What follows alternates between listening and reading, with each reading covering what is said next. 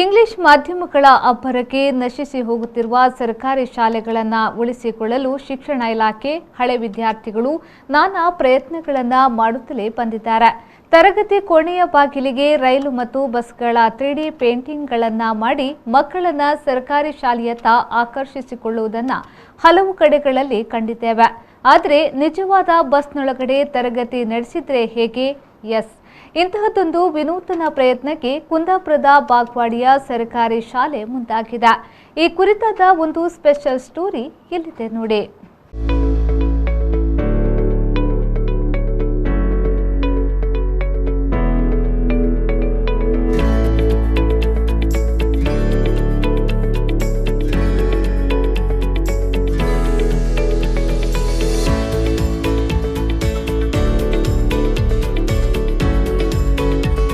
ಎದುರು ನಿಂತು ನೋಡಿದ್ರೆ ಪಕ್ಕ ಇದೊಂದು ಸರ್ಕಾರಿ ಬಸ್. ಕೊಂಚ ಆಚೆ ಈಚೆ ಕಣ್ಣಾಯಿಸಿದ್ರೆ ಕರಾವಳಿಯ ವಿಶೇಷತೆಗಳನ್ನ ಬಿಂಬಿಸುವ ಶಿಕ್ಷಣ ಪದ್ಧತಿ ಬದಲಾದ ಕುರಿತ ಚಿತ್ರಗಳು.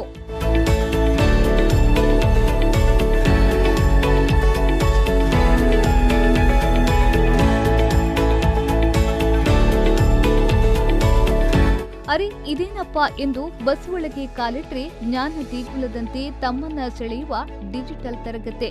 ಹೌದು, ಇದು ಮೊದಲ ಲಾಕ್ಡೌನ್ ಸಂದರ್ಭದಲ್ಲಿ ಆಟಿಕೆಯಾದ ತದ್ರೂಪಿ ಕೆಎಸ್ಆರ್ಟಿಸಿ ಬಸ್ ಮಾದರಿ ತಯಾರಿಸಿ ಸಾರಿಗೆ ಸಚಿವರ ಗಮನ ಸೆಳೆದು ಅವರಿಂದಲೇ ಸ್ಕ್ರಾಪ್ಗೆ ಸೇರುವ ಬಸ್ ಉಚಿತವಾಗಿ ಪಡೆದಿದ್ದ ಕುಂದಾಪುರ ತಾಲೂಕಿನ ಬಾಗವಾಡಿಯ ಕಲಾವಿದ ಪ್ರಶಾಂತ್ ಆಚಾರ್ ಅವರ ಸರ್ಕಾರಿ ಶಾಲೆ ಉಳಿಸಿ ಅಭಿಯಾನದ ಸಕ್ಸಸ್ಫುಲ್ ಸ್ಟೋರಿ.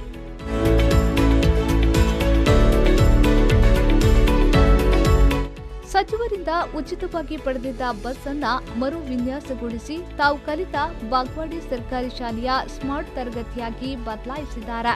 ಬಾಗವಾಡಿಯ ಈ ಹಳ್ಳಿ ಹೈದನ ಕನ್ನಡ ಶಾಲೆ ಉಳಿಸಿ ಅಭಿಯಾನ ಶಿಕ್ಷಣ ಪ್ರೇಮಿಗಳ ಮೆಚ್ಚುಗೆಗೆ ಪಾತ್ರವಾಗಿದೆ.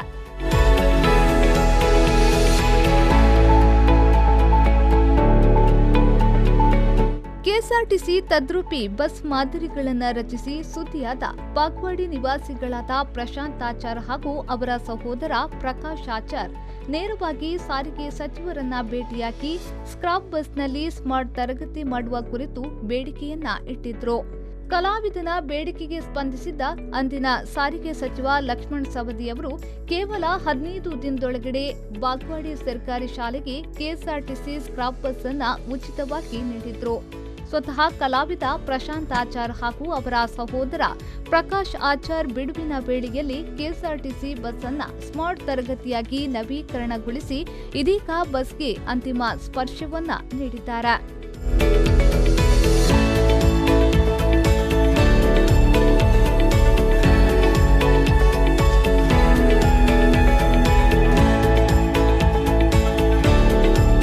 ಕೆಎಸ್ಆರ್ಟಿಸಿ ಬಸ್ ತರಗತಿಯಲ್ಲಿ 25 ವಿದ್ಯಾರ್ಥಿಗಳು ಕೂತು ಕೇಳಬಹುದಾದ ವ್ಯವಸ್ಥೆಯನ್ನ ಮಾಡಿಕೊಡಲಾಗಿದೆ.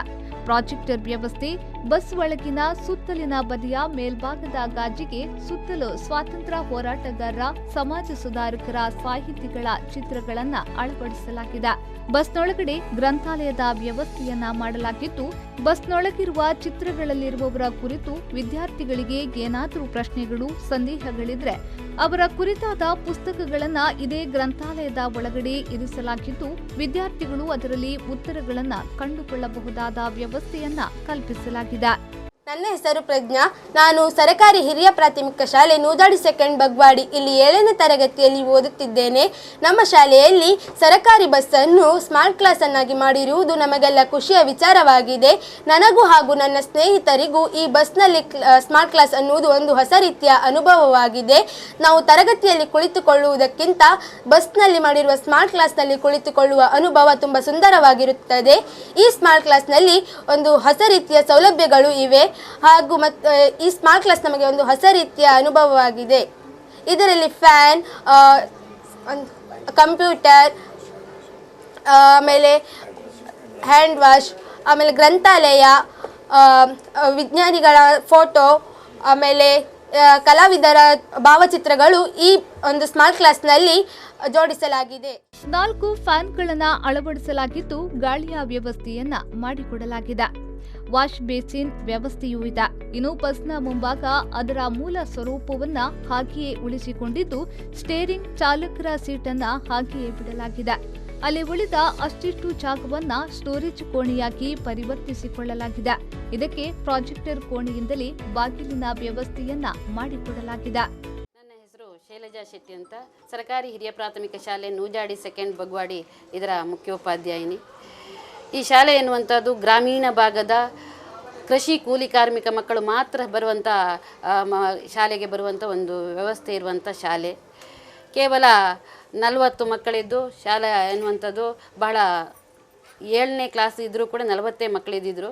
ಈಗ ಅದನ್ನೇನಾದರೂ ಮಾಡಿ ಶಾಲೆಯನ್ನು ಒಂದು ಹಂತಕ್ಕೆ ತರಬೇಕು, ಮಕ್ಕಳ ಕಲಿಕಾ ವಾತಾವರಣವನ್ನು ಇನ್ನೂ ಹೆಚ್ಚಿಸಬೇಕು ಎನ್ನುವ ಉದ್ದೇಶದಿಂದ ಹಲವಾರು ಕಾರ್ಯಕ್ರಮಗಳನ್ನು ಹಮ್ಮಿಕೊಂಡು ಬಂದೆವು ಶಾಲಾ ವಿದ್ಯಾಭಿಮಾನಿಗಳು, ಹಳೆ ವಿದ್ಯಾರ್ಥಿಗಳ ಒಂದು ನೆಲೆಯಲ್ಲಿ. ಆದರೆ ಕೋವಿಡ್ ಬಂದಾಗ ಒಂದು ಕಲಿಕೆ ಸ್ವಲ್ಪ ಹಿಂದುಳಿಯುತ್ತದೆ ಎನ್ನುವಂಥ ಉದ್ದೇಶದಲ್ಲಿ ನಾವು ಬೇರೆ ಬೇರೆ ರೀತಿಯಲ್ಲಿ ತರಗತಿಗಳನ್ನು ಮಾಡ್ತಾ ಇರುವಾಗ ನಮ್ಮ ಹಳೆ ವಿದ್ಯಾರ್ಥಿಯವರು ತನ್ನ ಕಲಾ ನೈಪುಣ್ಯದಿಂದ ಒಂದು ಬಸ್ಸಿನ ಮಾದರಿಯನ್ನು KSRTC ರಾಜಹಂಸ ಬಸ್ಸಿನ ಮಾದರಿಯನ್ನು ತಯಾರು ಮಾಡ್ತಾನೆ. ಅದನ್ನು ತನ್ನ ಮುಖಪುಟದಲ್ಲಿ ಅವನು ಪ್ರಕಟ ಮಾಡಿಕೊಂಡಾಗ ಎಲ್ಲರೂ ಅದನ್ನು ನೋಡಿ ಇಷ್ಟಪಟ್ಟು ಲಕ್ಷ್ಮಣ ಸವದಿಯವರನ್ನು ಕರೆಸ್ಕೊಳ್ತಾರೆ. ಆಗ ನೀನು ನಿನ್ನ ಕಲೆಯನ್ನು ಮುಂದುವರಿಸು, ಭಾಳ ಚೆನ್ನಾಗಿ ಮಾಡಿದ್ಯಾ, ಏನಾದರೂ ನಿನ್ನ ಕಲೆ ಮುಂದುವರಿಸಲಿಕ್ಕೆ ಏನಾದರೂ ನಮ್ಮಿಂದ ಸಹಾಯ ಬೇಕಾ ಅಂತ ಕೇಳಿದಾಗ ಅವನು ತಾನೇನನ್ನೂ ಕೇಳದೆ ತಾನು ಕಲಿತ ಶಾಲೆಗೆ ಬಹಳ ಉಡುಗೊರೆಯಾಗಿ ಅವನು, ನನ್ನ ಶಾಲೆಯಲ್ಲಿ ಕೊಠಡಿ ಇಲ್ಲ, ನಾವು ಕೊಠಡಿಯನ್ನು ಕೊಟ್ಟರೆ ನಮ್ಮ ಶಾಲೆಯನ್ನು ಇನ್ನೂ ಹೆಚ್ಚಿನ ಅಭಿವೃದ್ಧಿಯನ್ನು ಮಾಡ್ತೇವೆ, ನಮ್ಮದು ಗ್ರಾಮೀಣ ಭಾಗದ ಶಾಲೆ ಎನ್ನುವಂಥ ಬೇಡಿಕೆ ನೀಡ್ತಾನೆ. ಅದಕ್ಕೆ ಅವರು ಸಂತೋಷಗೊಂಡು, ನೀನು ನಿನಗಾಗಿ ಏನನ್ನು ಕೇಳಿದೆ, ನಿನ್ನೂರಿನ ಶಾಲೆಗಾಗಿ ಕೇಳಿದ್ಯಾ, ಅದಕ್ಕೆ ನಾವೇನಾದರೂ ಸಹಾಯ ಮಾಡ್ತೇವೆ, ಕೊಠಡಿಯ ವ್ಯವಸ್ಥೆ ಮಾಡ್ತೇವೆ, ಆದರೆ ಬಸ್ಸನ್ನು ಕೊಡ್ತೇವೆ, ಈ ಬಸ್ಸನ್ನು ತೆಗೆದುಕೊಂಡು ಹೋಗಿ ಒಂದು ತರಗತಿ ಕೋಣೆಯಾಗಿ ಮಾರ್ಪಾಡಾಗಲಿಕ್ಕೆ ಸಾಧ್ಯವಾದರೆ ಮಾಡು ಅಂತ ಹೇಳ್ತಾರೆ. ಅವನು ಅದನ್ನು ತೆಗೆದುಕೊಂಡು ಬಂದು ಅದನ್ನು ಉತ್ತಮವಾದ ಎಲ್ಲ ಸೌಲಭ್ಯಗಳಿರುವ ಗ್ರಾಮೀಣ ಭಾಗದಲ್ಲಿಯೂ ಕೂಡ ಎಲ್ಲ ಮಕ್ಕಳಿಗೆ ಸಿಗುವಂಥ ಎಲ್ಲ ಸೌಲಭ್ಯಗಳನ್ನು ಸಿಗುವಂಥ ಒಂದು ಉತ್ತಮ ತರಗತಿ ಕೋಣೆಯನ್ನು ನಿರ್ಮಾಣ ಮಾಡಿಕೊಟ್ಟಿದ್ದಾರೆ. ಇದರಲ್ಲಿ ಪ್ರೊಜೆಕ್ಟರ್ ಇದೆ, ಹಾಗೆ ಫ್ಯಾನ್ ವ್ಯವಸ್ಥೆ ಮಾಡಿದ್ದಾರೆ, ಬೆಳಕಿನ ವ್ಯವಸ್ಥೆ ಮಾಡಿದ್ದಾರೆ, ಗ್ರಂಥಾಲಯದ ವ್ಯವಸ್ಥೆ ಮಾಡಿದ್ದಾರೆ, ಹಾಗೆ ಯಾವುದು ಕೈ ತೊಳೆಯುವ ಘಟಕವನ್ನು ಕೂಡ ನಿರ್ಮಾಣ ಮಾಡಿಕೊಟ್ಟಿದ್ದಾರೆ. ಉತ್ತಮವಾದಂಥ ವಾತಾವರಣವನ್ನು ನಿರ್ಮಿಸಿದ್ದಾರೆ.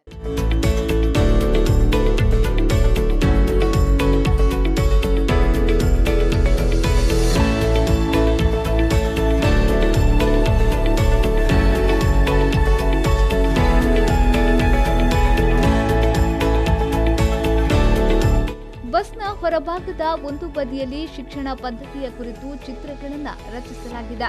ಇನ್ನೊಂದು ಬದಿಯಲ್ಲಿ ಕರಾವಳಿಯ ವಿಶೇಷ, ರಥೋತ್ಸವ, ಯಕ್ಷಗಾನ, ಕೋಲ ಮುಂತಾದ ಚಿತ್ರಗಳನ್ನು ಬಿಡಿಸಲಾಗಿದೆ.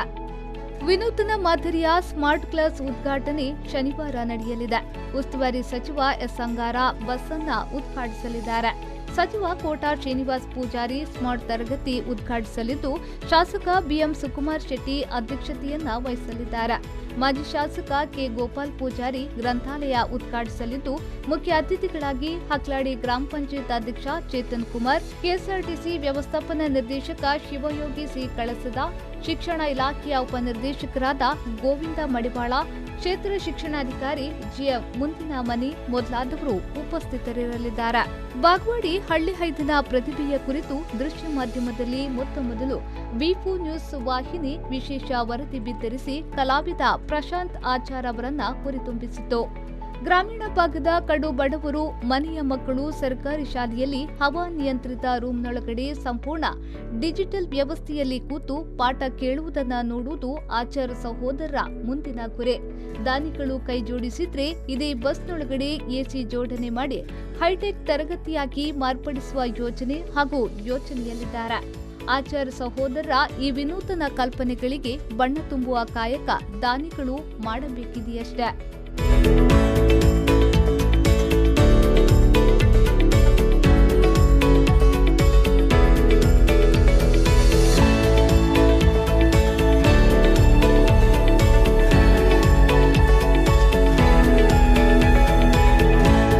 ಶ್ರೀಕಾಂತ್ ಹೆಮ್ಮಾಡಿ, ವಿ4 ನ್ಯೂಸ್, ಕುಂದಾಪುರ.